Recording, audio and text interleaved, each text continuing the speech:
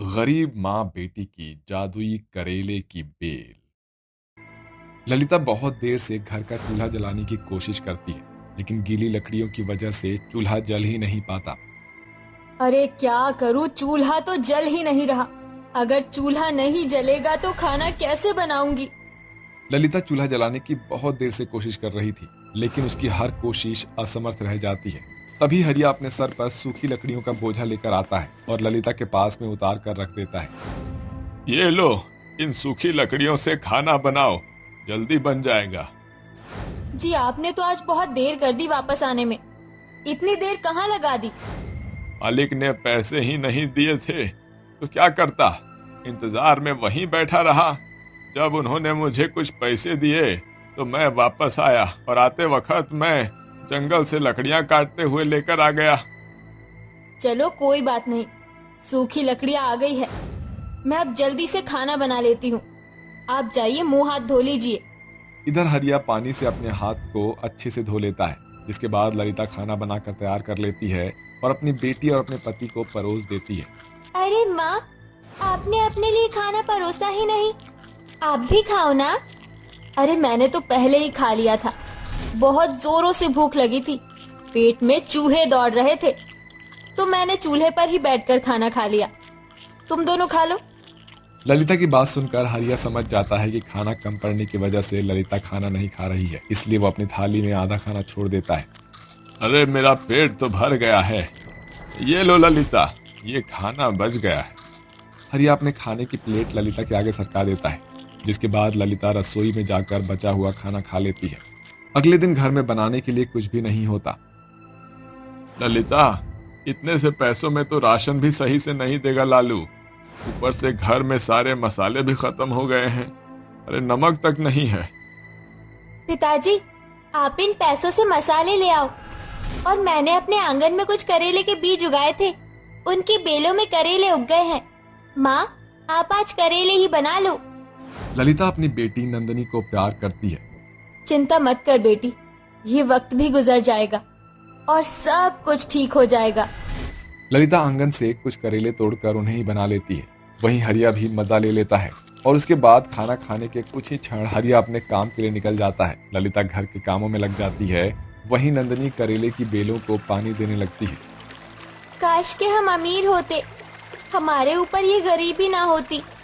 या फिर काश मैं कोई जादूगर नहीं होती, तो इन करेलों को जादुई करेले में बदल देती। नंदनी ऐसा सोचकर बेलों को पानी देकर वहां से चली जाती है, लेकिन एक जादूगर ने उसके घर के ऊपर से उड़ते हुए ये सब सुन लेती है। इतनी प्यारी बच्ची है और कितना अच्छा सोचती है।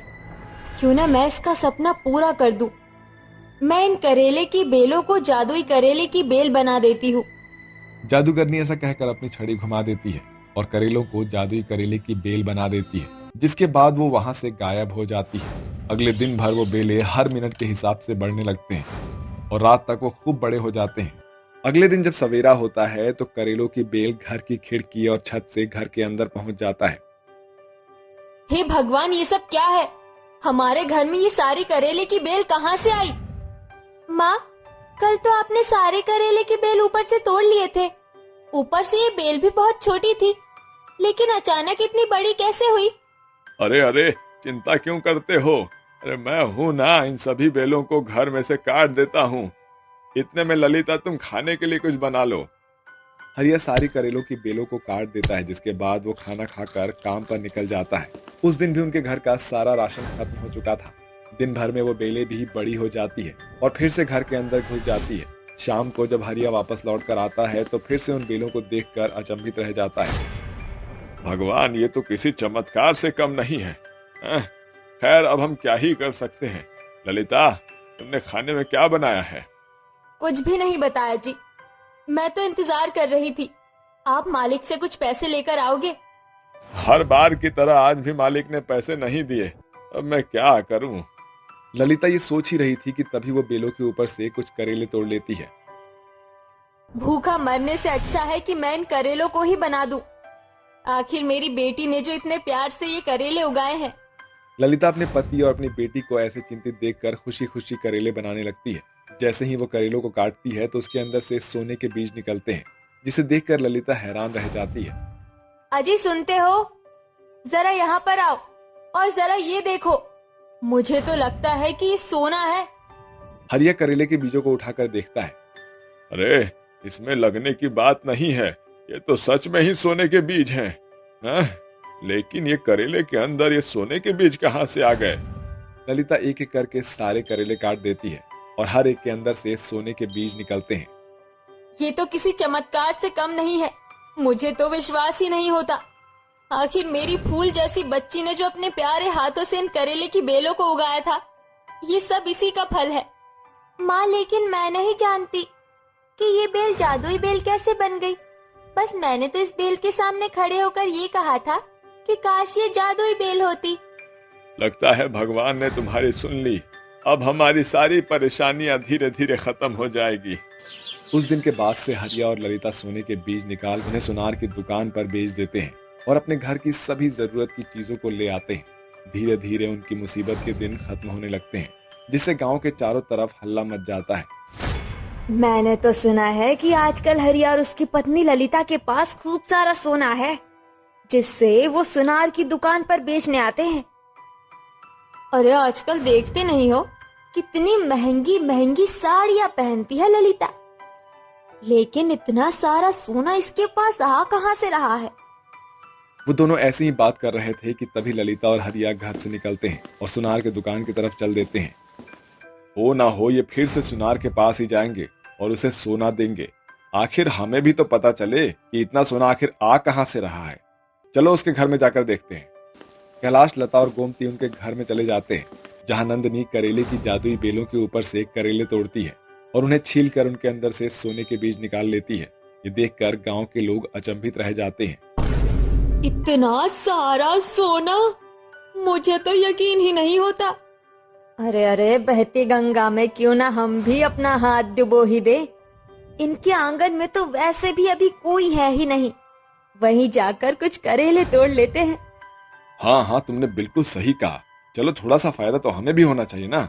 आखिरकार हम भी हरिया और ललिता बहन के पड़ोसी जो हैं, वो तीनों आंगन में जाकर चोरी छुपे करेले की बेल से करेले तोड़ने वाले होते हैं। लेकिन तभी उनको ऊपर से जादूगरनी देख लेती है और वो अपने जादुई शक्तियों से उन्हें एक जोरदार करंट का झटका लगा देती है, जिसे खाते ही वो सभी 9-2-11 हो जाते हैं। बुरे काम का बुरा नतीजा, अच्छे काम का अच्छा नतीजा। अच्छे लोगों के साथ अच्छा होता है और बुरे लोगों को उनकी बुराई का फल भी मिलता है। ऐसा कहकर जादूगरनी वहां से उड़ जाती है।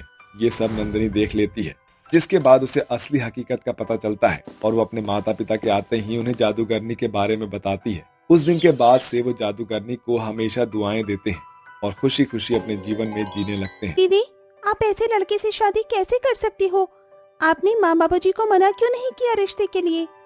हाँ दीदी, आपके होने वाले पति पता है कितने काले हैं। इतने काले इंसान के साथ आप कैसे रहोगी? हे भगवान, मुझे तो उन्हें जीजू कहने में भी बहुत शर्म आएगी। अरे ये सब तो बहुत दूर की बात है दीदी। आप जानती हो, आपके होने वाले पति शहर में रहने के बाद भी गवारों की तरह रहते हैं। उन्हें तो कपड़े पहनने का कोई भी सेंस नहीं है। अरे मेरी प्यारी बहनों, तुम मेरी इतनी चिंता क्यों करती हो? टेंशन मत लो, सब कुछ ठीक हो जाएगा।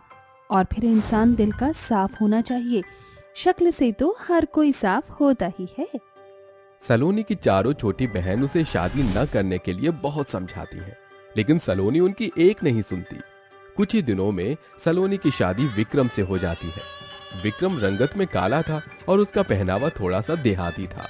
शादी होने के बाद सलोनी अपने पति विक्रम के साथ उसके घर चली जाती है, जिसके बाद कुछ दिन बीत जाते हैं और एक दिन सलोनी की चारों छोटी बहनें फोन करके उससे कहती हैं, मुझे बहुत याद आ रही है आपकी दीदी।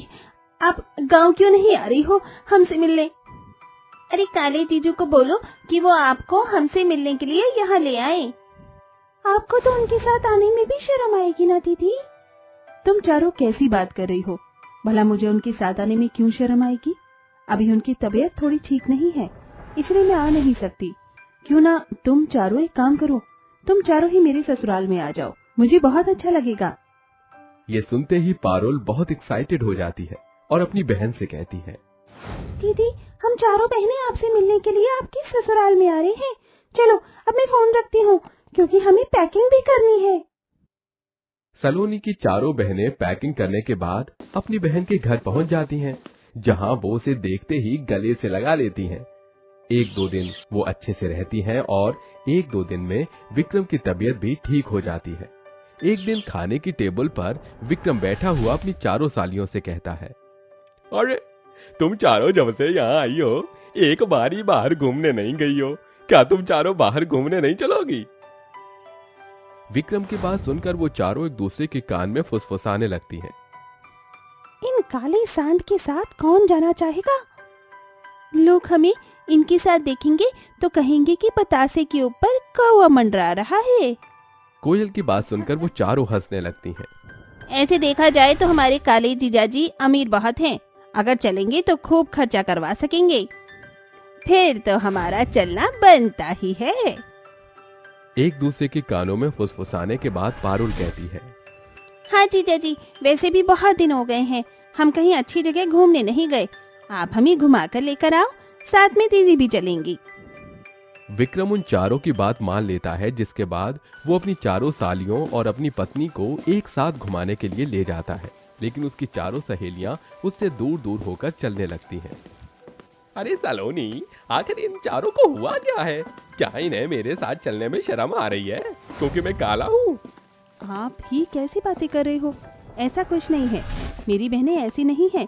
और फिर काले हो तो क्या हुआ, आपका दिल तो साफ है ना।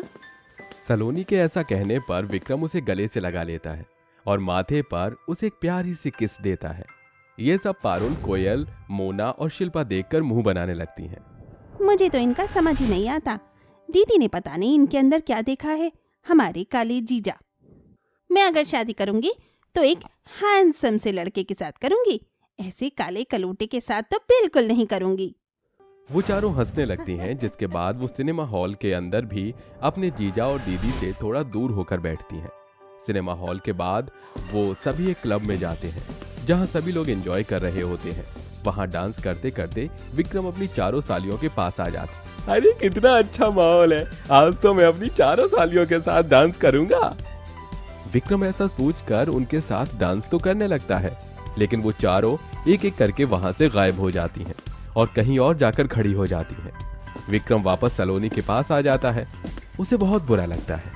कुछ ही देर में डीजे पर एक गाना बजाया जाता है। जीजा तू काला मैं गोरी घनी, ओ जीजा तू काला मैं गोरी घनी, फोटो खिंचवावे दोनों जाने, ओ जीजा जीजा तू काला मैं गोरी घनी। गाने पर चारों सालियां खूब नाचती हैं, जिससे बेचारे विक्रम को अपनी इंसल्ट महसूस होती है। लेकिन फिर भी वो अपनी चारों सालियों को कुछ नहीं कहता और शाम रहते वो वापस उन्हें घर ले आता। देखते ही देखते कुछ समय बीत जाता है। अब वो अपने जीजा से ज्यादा मतलब नहीं रखती और हमेशा उन्हें उनके रंगत और उनके पहनावे के ऊपर ताने कसने लगती हैं। इस बात से सलोनी को बुरा तो लगता है, लेकिन वो अपनी चारों बहनों को कुछ कह नहीं पाती, जिसके चलते वो विक्रम से कहती है, वैसे मेरी चारों बहनें अब बड़ी हो रही हैं, क्यों ना हम इन चारों के लिए भी रिश्ते ढूंढ लें। वैसे मैं एक घर जानता हूँ जहाँ 4 भाई हैं, सभी सुंदर भी हैं और पैसे वाले भी। वहाँ मेरी चारों सालियाँ खुशी खुशी रह सकती हैं। सलोनी इस रिश्ते के बारे में अपनी चारों बहनों को बताती है, जिसके बाद वो चारों के चारों सुंदर लड़कों का नाम सुनते ही रिश्तों के लिए हाँ कर देती हैं। कुछ ही दिनों में उन चारों की शादी हो जाती है और वो शादी करके अपने ससुराल चली जाती हैं। लेकिन शादी के बाद वो धीरे धीरे अपनी बहन और अपने जीजा से मतलब रखना बंद कर देती हैं। दीदी, आप मुझे बार बार कॉल मत किया करो और जीजा को कहो कि यहाँ बार बार आना जाना भी बंद कर दे। एक तो वो रंगत से ऐसी है, हमारे परिवार में मिलते जुलते भी नहीं है। मुझे अच्छा नहीं लगता कि वो यहाँ पर आए। ये विक्रम फोन पर सुन लेता है। उसे इस बात का बहुत बुरा लगता है। उस दिन के बाद से विक्रम और सलोनी उन चारों से बात करना बंद कर देते हैं। लेकिन शादी के कुछ समय बाद से ही उन चारों के पति घर पर लेट नाइट आते हैं, रात भर पार्टियां करते हैं और उनसे मतलब भी नहीं रखते। ये सब क्या चल रहा है हमारी जिंदगी में? जब देखो हमारे पति तो बाहर ही घूमते रहते हैं। सलोनी दीदी, विक्रम जीजा के साथ कितना खुश रहती है और जीजा भी उनका कितना ख्याल रखते हैं। काश हमने भी अपनी दीदी की तरह सोचा होता और उनकी तरह गोरे रंग पर न मरकर ऐसा इंसान ढूंढा होता जो प्यार भी करता और केयरिंग भी रहता। धीरे धीरे उन चारों के पति उनसे कोई वास्ता ही नहीं रखते, मानो जैसे घर में फॉर्मेलिटी के लिए उनसे शादी कर ली हो। वहीं दूसरी तरफ एक दिन उन चारों को अपने पतियों की गर्लफ्रेंड के बारे में पता चल जाता है, जिसके चलते उन्हें बहुत दुख होता है और वो रोते हुए अपनी दीदी और अपने जीजा के पास आ जाते हैं। माफ कर दो जीजा जी, हमने आपके साथ बहुत बुरा किया। उसी की सजा हमें मिल रही है। हमें अपनी गलती का एहसास है। अपनी पतियों की सुंदरता तो देखी, लेकिन उनका दिल नहीं देखा जैसे दीदी ने आपका दिल देखा था। काश हमने भी ऐसा ही किया होता। उन चारों को अपनी गलती का एहसास होते हुए देख विक्रम उन चारों से कहता है, तुम चारों को अपनी गलती का एहसास है, मेरे लिए इतना ही काफी है। तुम चिंता मत करो, तुम चारों के पति को मैं लाइन पर लेकर आऊंगा। विक्रम अपने चारों सालियों की जिंदगी ठीक करने के लिए उनके चारों पतियों से बात करता है और उन्हें आखिरी धमकी देता है, जिसके चलते वो चारों विक्रम की बात मान लेते हैं और अपनी पत्नियों के साथ अच्छे से रहने लगते हैं।